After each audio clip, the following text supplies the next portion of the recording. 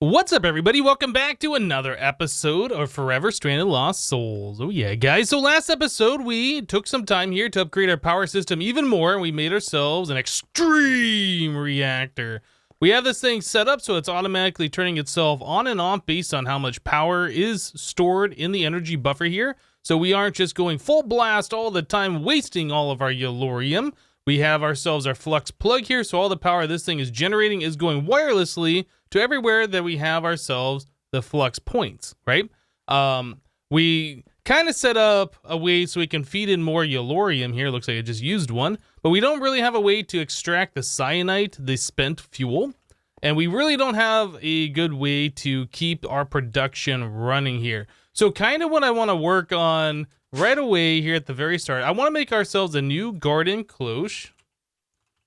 I want to, garden cloche. Anybody else do that? Like you start typing and then you put your hand on your mouse and you hit the right click button and it so happens to be over this thing, you delete it. Like that, it feels like it happens to me all the time. So yeah, we made a bunch of garden cloches before, but we'll go ahead and make a new one. In fact, we could probably source all of the garden cloches that we had over here making biofuel for our purposes going forward. But for right now, we'll just leave these things doing what they're doing, making biofuel. So we have ourselves a garden cloche here. So we can set this thing up. Well, is that going to work? I'm going to have to put water into this. I don't know. Can we put water into the front or something? So pretty much what I want to do, I want to take the power that's being generated off the reactor. I want to power the garden cloche directly. And then I want the garden cloche doing our yellorium. I want the yellorium essence that we get from the cloche to be auto-crafted and then put into some kind of a chest or maybe like a storage drawer that's being pumped into the reactor. That way we just have our fuel supply being generated and buffered right next to the reactor. I think that just makes a lot of sense. And then for our spent fuel, we could probably just put something like another storage drawer right there with a lot of upgrades in there. Do we have any extra drawers available at this time? We do have compacting drawers, which might not be a bad way to store yellorium, thinking about it, because the compacting drawers hold a lot more than like the regular drawers.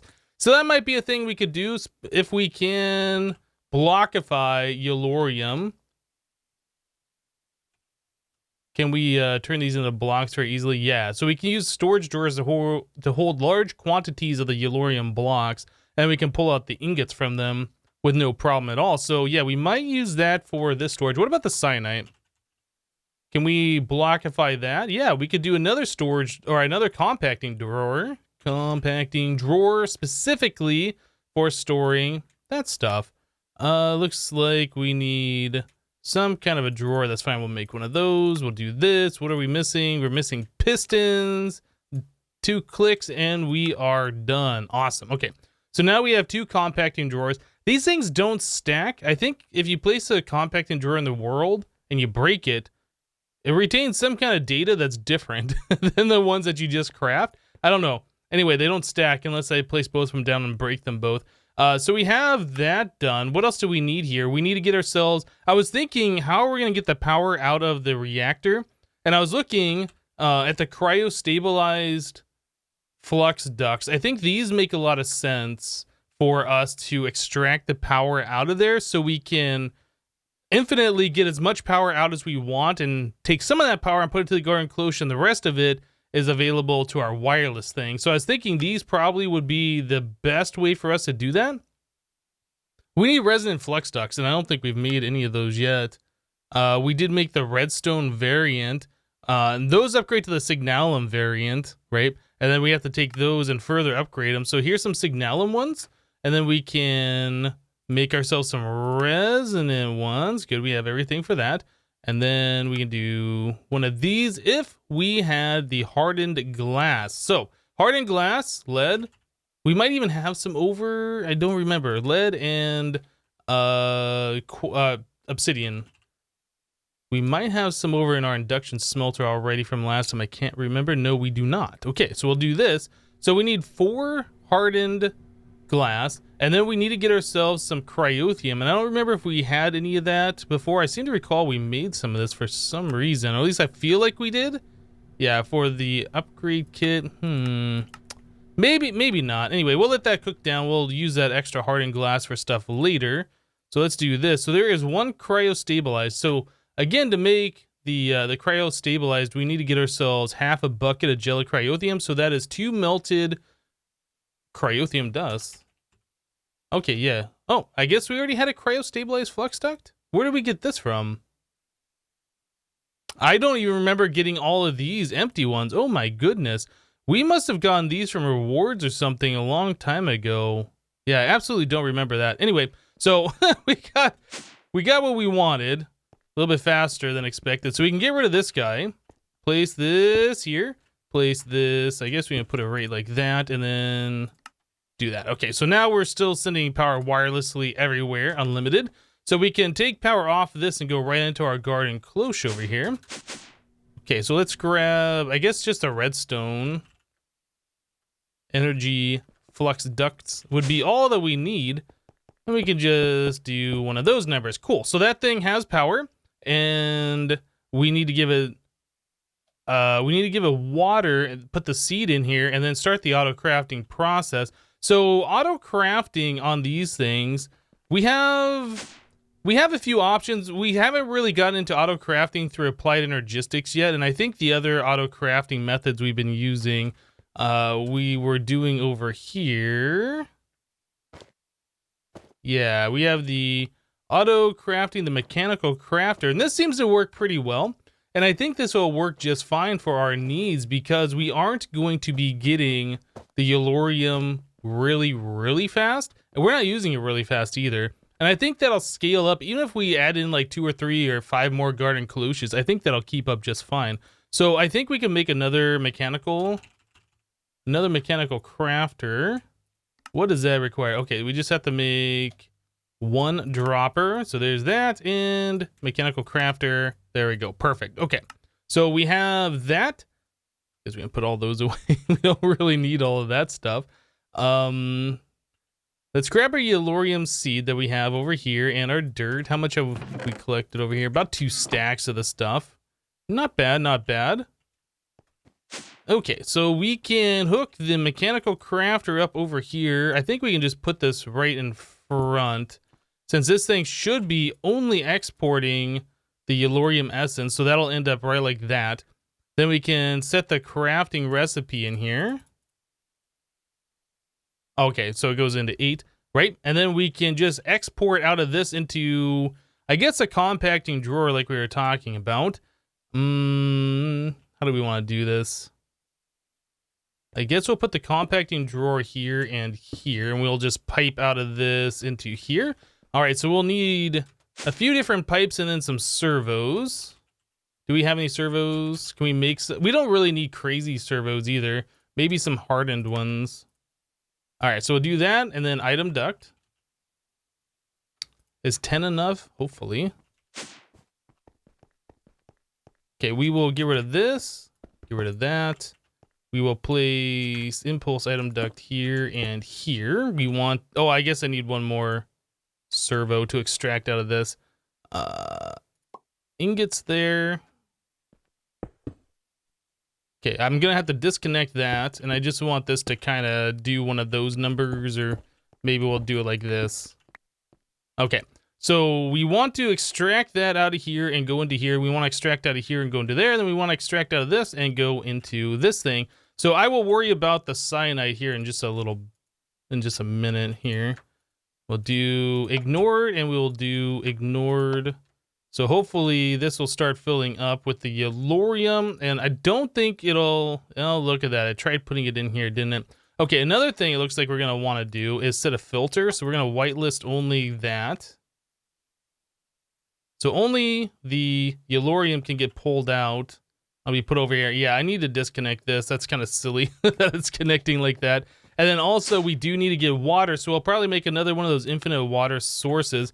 Do I have the crescent hammer on me? I do. Okay, perfect. So now we should just be able to disconnect that guy, remove that essence, put that back in here, and we should be pretty much good to go. So I'll do another servo to extract the cyanide to make it go into our compacting drawer down here.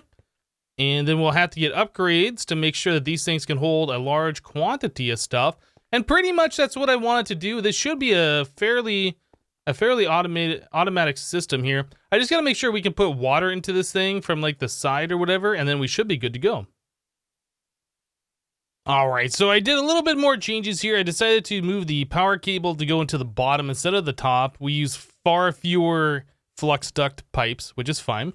We have our water source, which is piping the water into the front here, and then the garden cloche automatically exports into pipes. So we are just using a pipe to go right into our mechanical crafter here, which is doing the same thing. So that uses one less servo than what we were needing. We are extracting out into our compacting drawer, and then I did add the other servo here. So we are collecting our cyanite as it gets used up. And then finally, I did replace that regular cobblestone here with some cobblestone bricks. So it looks a little bit better and kind of matches with the walkway more. So yeah, we are now fully automated. The only thing is we still need to get the upgrades into these different things, but I don't think we have to worry about that for any time soon. And even if this one does fill up, it's not going to stop our big reactor or extreme reactor from working. This thing will just fill up and it'll just stop producing more yellorium. Anyway, I think what I want to do today, now that we got that out of the way, I kind of want to go back to the Twilight Forest. I want to start knocking out some of our quests here that we have in the other dimensions. Twilight Forest I didn't want to do earlier on because of the mob scaling. We're at difficulty 250, and before we didn't really have a good way to prevent mob damage or whatever. We still don't have like really great armor, but our armor should be good enough, and we do more damage now thanks to our skills that we have here and our combat skills that we have here. So I'm not really too afraid of the monsters there. Now I'm not 100% sure, but I don't think that the man, it's been a while since we've been here. That the boss mobs are buffed. I thought that they might be originally, but I don't think that they are. So we have a large hollow hill here. Let's take a look at our journey map. Do we know where any of the dungeons or anything are? No, not really. We do have the exit marked. I see there's some lines around here. I'm not sure what those are about. But what I do know about the Twilight Forest, you can make yourself a dungeon map, which we might end up doing. Hey, another hollow hill right there. Or you can just go in cardinal directions from different landmarks like these hollow hills that all the different dungeons spawn in like a grid pattern. So we could just continue going in this direction. We'll run into something else, whether it be a hedge maze, another one of those a hedge maze, another one of the hollow hills, like a tower of some description. Oh boy, we got all sorts of blighted monsters. So I guess those are just regular passive animals, so they don't really matter. But yeah, the hardest part about traversing the Twilight Forest is going to be the chunk loading boss. Now there's a random chest here. What is this about? There's just random chests with random loot. I'm not sure why. I'll take the diamond, emerald, and this stuff. Like, seems pretty good to me.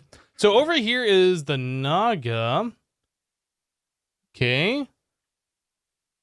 So the last time I went to the Twilight Forest, I believe that's in the SevTech mod pack that I've been live streaming recently. The Naga arena has been redone, so I guess we're using an older version of the Twilight Forest here in this mod pack. So this is the original Naga. Yeah, as you get close to the center here, there's like a... Oh, he's gonna ruin that chest, isn't he? There is a spawner that appears there. If you get close enough to it, it spawns the boss. And the Naga is made up of a bunch of different segments, and you have to deal enough damage to delete those segments. Yeah, you can see how slow the boss is going right now. What is that? I have no idea what's going on. Is that an enemy? Okay, I killed it, and now we got a strength buff. I don't know. Yeah, the Twilight Forest definitely has improved a little bit over time. We do need these crows, though. I'm gonna see if I can kill that crow. So we can make ourselves... Oh, that's right. They have increased health. So we can make ourselves a magic map and try and find these dungeons a little bit easier. See if I can get the feathers off these things. I'm not sure how many you need. Is it more than 2 or just 2? Okay, well, we got 7 raven's feathers. Ooh. Okay, we want to stay away from that guy. All right, so it looks like the Naga is moving at a better speed now. I think the dimension has calmed down a little bit. Yeah, we're doing a pretty decent amount of damage. If I use my sword, we do better. That bear seems to want to come over here. I kind of want to stay away from the bear.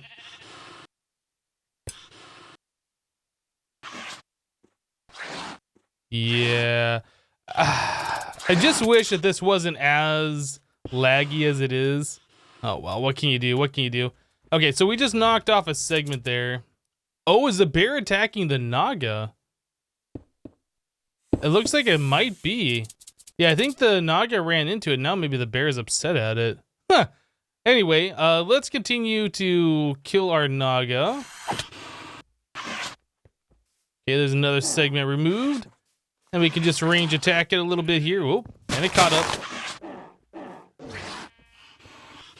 Okay. It seems like our sword is doing a lot more damage to this thing, so I'm trying to sword as much as possible. Yeah, there we go. Naga down. Very, very good. Alright guys, so I just got back from the Twilight Forest. I went back to the portal and warped back here. I made ourselves dislocators so we can warp to and from without having to use the Twilight portal anymore. We can just use these guys by right-clicking like we do to the nether and to the end. By the way, if you put the dislocators in an anvil and you rename them and you put them on the stand, it shows whatever the name is that you've named them. So that's why these say these labels is what I was trying to say there. Okay, so the reason why I did that is because when I warped back, like for whatever reason, it warped me underground. Like our base extends pretty far down, right? Yeah, some reason I was underneath one of these blocks, probably about 10 blocks down, suffocating when I warped back, and it's like, that's not good. So yeah, I want to make sure we're using those dislocators so we don't have to worry about that. Anyway, so we wanted to make the magic map focus so we can, you know, see all the different dungeons around and know where we're going in the Twilight. So let's make the magic map focus. We will make a blank map. Yep, and then all we gotta do is go back to the Twilight. Oop. Quest complete dungeon map. Wait, that's not a dungeon map, is it? Or no, I guess that it would be like the dungeon map. I was thinking like the maze map. Okay, so Naga's done, dungeon map done, ironwood complete. So it wants us to get some armor or craft it. No, let's just get the armor. Wants us to do the questing ram trophy. I guess we have to complete the questing ram, which means we have to give all the different colors of wool to a ram and find the ram to begin with. So here's the progression for the Twilight. It wants us to do the Naga, which we've done, then do the Twilight Lich, then go into the maze.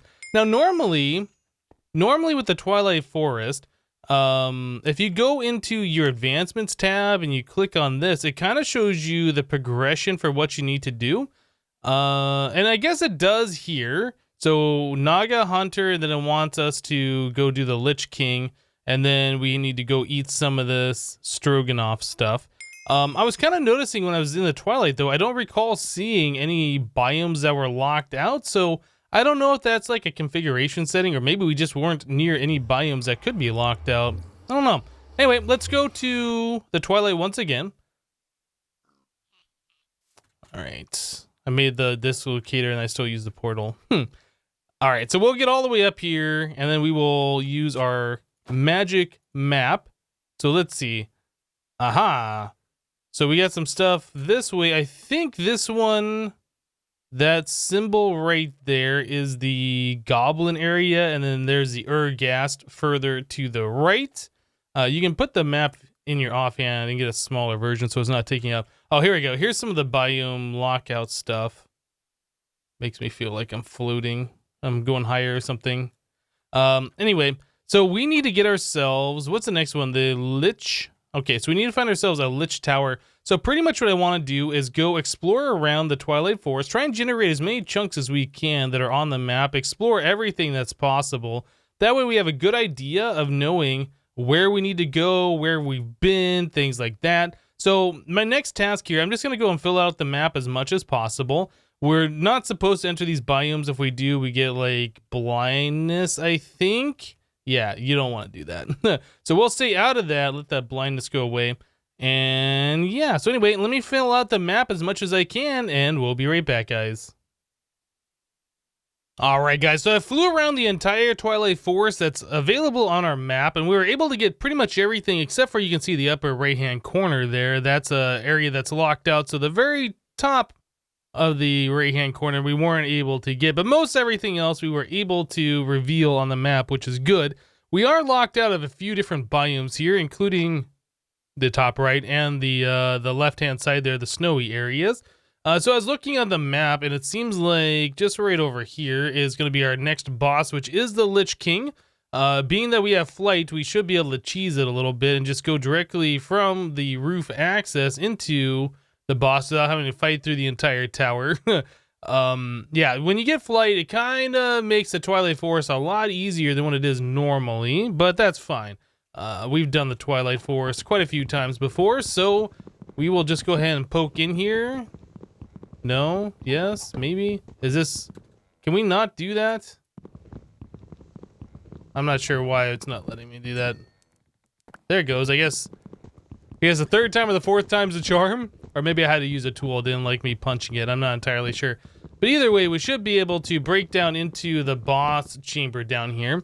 Now, this boss is a little different if you guys haven't seen it before. This boss has shields, and we got to knock back fireballs to destroy those shields, and then once that's done, we should be able to attack the boss. Now, hopefully things will go just fine here. Okay, that didn't go just fine. That was the opposite of just fine. We have to knock back the Ender Pearl ones, not the explodey ones. Okay, so let's see if we can get some more of these. Yeah, the explodey ones, not good. I don't think those really help us out at all. Okay, so it looks like we knocked off all the shields, and now we got... Oh my goodness, all those regular monsters are going to be a pain, so maybe I will just come up here and, like, attack him. Try and stay out of the way of, like, all the blighted zombies and stuff. Yeah, those guys are probably just going to be a little too much, having multiple targets at once. Can I just use my ranged attack on... Ooh, what just happened there? Can I use my ranged attack on you? Oh my goodness. What's he doing? I am not sure what's going on. That he's taking damage himself. I'm not even doing anything. What is happening here? It's like he got poisoned or something? That is super weird. But you can see every time like he bounces around, he is taking damage. Is that falling damage or something? Alright, well, he just killed himself, which is fine. So we will just collect all of this stuff. We got ourselves a quest complete for doing so, which is good. We have some gold armor, which isn't the best, and then we got ourselves a trophy, Scepter of Life Draining. So I do believe that boss drops up to 3 different types of scepters, so if you find more, you can keep collecting more and more different types, but I don't remember that these things are even worth using. I don't know. Anyway, let's go back to our quest book here. So our quest book says we've done this. Now the next one is a minnow shroom. So we need to go to the maze. So the maze, there is 4 of them available surrounding our Hydra boss over this way. So we're going to go ahead and zoom over into this general direction. Yeah, the grayish blue biome up here. There's 4 of those surrounding the red one. Yeah, and the red ones are Hydra, so that's not what we need to do today. Well, we might actually, I don't know. But anyway, we're gonna get to the maze. The maze is one of those ones that is kind of like, yeah, it's not that great. It's not that fun. You know what? I might want to get a bunch of torches before I do that. That might be a good idea. Let me see about getting some torches, and we'll be right back. Alright guys, so you can see we're in the upper left-hand corner-ish at the bottom of those 4 mazes. Our maze that we're looking at is right here in the center of the screen. So for our torches, I went ahead and I grabbed one of these Lantern of Paranoias. We've gotten 4 of these from rewards over time.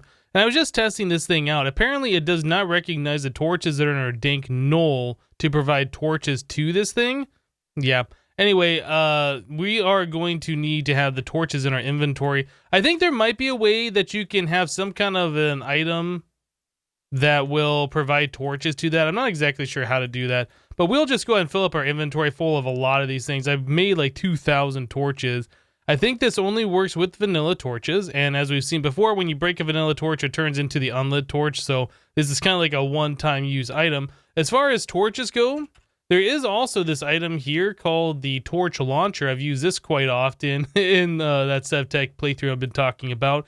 This, you can throw torches quite a long distance, and it holds like 200. It says durability 256. So yeah, 2 gold, 2 blocks of coal, and a log for 256 torches in one item. That's pretty good. But the Lantern of Paranoia is really what we want to do here. So if I turn this on and I walk around this area, yeah, it just spams torches anywhere monsters could potentially spawn. It's very, very nice. We really don't need to light up out here, but that's kind of like just to show you how this thing works.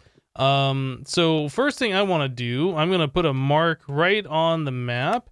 Or I guess a waypoint new. We'll call this exit. Save. That way we know when we're in the map or in this maze where the exit actually is and how far up it is and all of this kind of stuff. So I'm going to turn this on. Let's just light up everything. It'll just spam torches everywhere. Now, we can potentially get caught on fire from these torches. I do believe that was a thing, so we avoid using those for a while. Yeah, there's so many random chests around here. I guess I want to take some of the material that's in them. But pretty much what we're going to be doing is just going through the maze like this, lighting it all up as we go. This way we don't have to worry about spamming torches. It'll just do it for us. Maybe we should come in here. Okay, so these rooms here can be trapped. There is tripwire here when there's TNT under this. So as long as you don't trip that, you should be fine. Charm of keeping... Maze wafers. Yeah, I think we're fine with what we got there. So anyway, I'm gonna continue along the maze. Hopefully we will be able to find, oh, right here. This is what we're looking for. This takes us down to level 2. I guess Creeper doesn't care about me. How much HP? Okay, 59. Whoa. There we go. Okay, Creeper done. So let's get rid of this. Cool. And again, I will put a mark here because there is no... Oh my goodness. All these guys have the particle effects on them. There is no way for us to know... Yeah... where to go without a map. So anyway, I want to put this here. Waypoint new. We'll do exit 2. So this way we'll know how to get from the basement to this place. And then from here we can find our other... mark. Yeah, and these guys are just pushing me around. Oh my goodness. So hopefully I can just avoid these guys and we will find the boss here very, very quickly. Man, things are super laggy. Minecraft really does have a problem when you change lighting. Yeah, it'll like lags things up pretty good. So anyway, I'm gonna continue on here. Hopefully we will find the boss room and hopefully no time. Aha, right here. Literally no time at all, we found ourselves the boss room. So yeah, the torch thing really makes this very easy. I like it a lot. Okay, so let's take that off the bar. We'll just break one of these. We'll kill the minotaurs and the other things that are in this room. All right, so I killed off the 3 minotaurs and the bug. I just walked forward slightly and this guy spawned. So how much HP? You got about 200. So can I hit you? There we go. So yeah, this boss is very easy to cheese. Like if you had a range, or if you have ranged weapons, you just remove one fence. He can't get to you, and you can obviously shoot back, right? This guy packs a punch, I'm pretty sure, but I don't think he's affected, like I said, by the damage buffs. Like he's doing pretty much no damage to me. So we can just sit here and face tank it and take him down pretty easily. Okay, so there's that. Let's turn the torch back on, get everything all lit up in here. Cool. So in the chest here, we're looking for the meat, or no, I guess maybe the boss drops it. We want the meat stroganoff stuff. I'm gonna drop a few of these torches on the ground, which will get collected by our dank knoll. Let's get some inventory room back here. Very good. Okay. Quest complete, Minnow Shroom. So we have ironwood. I think we needed all the different pieces of ironwood armor, right? Wasn't that one of the quest things? I feel like it was. Steel leaf, ironwood sword. You know what? I guess we also have our bag of holding here and our ender pouch that we can put extra stuff in. So let's just go ahead and, well, let's eat this. First of all, that'll save us an inventory spot.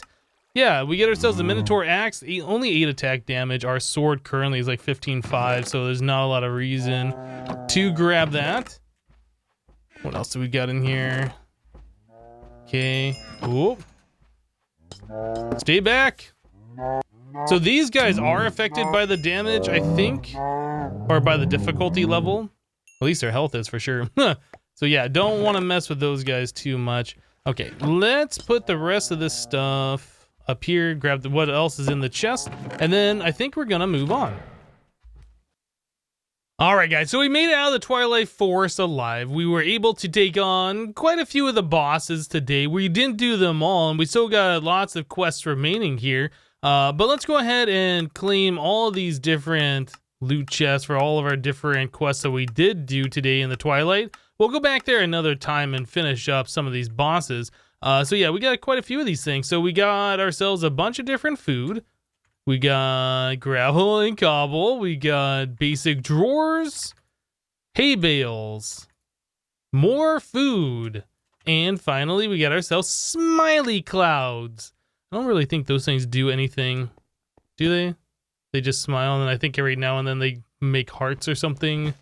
Anyway, I'm noticing on our applied energistics here that we are getting a lot of red lights. Red lights mean we are running out of space on that specific disk for the stuff that's going in our AE system. So I looked over here, and this chest is just full. Like, we aren't keeping up with the amount of stuff. How many upgrades we have for the speed upgrades? Did we have any of the higher tier ones? I don't think so. Yeah, if we want this thing to be a little bit better, we're gonna have to pull the items out of this chest so much more faster. But apparently some of the items that we are collecting are going onto our digital storage here and taking up a lot of our space, which isn't ideal. So we'll have to look at getting bigger discs. We currently only have 4K ones here. We'll have to look at getting bigger discs and potentially trying to get some of these items that are going into the system, make sure that they are going onto storage drawers. Like this carbonate or carbonate stone, this might be something that is not going onto a drawer, and same thing with this ortho stone or whatever. Yeah, those might be taking up all the space on our discs here. But anyway, guys, we're gonna go and wrap the episode up here for today. Got a little Twilight Forest done. We made sure that our power system is going to be 100% for forever. Like, we won't have to touch this ever again, which is amazing. I'm kind of curious though, after the amount of time that we've spent today, how much do we have? We have 332 Yellorium remaining. That's pretty good. We are definitely gaining, so we can run our reactor more than what we are right now and still be fine. But anyway, that's it for today. Thank you guys for watching. Remember to leave a like on the episode if you liked it, and we'll see you next time. Thanks for watching, guys. Bye-bye.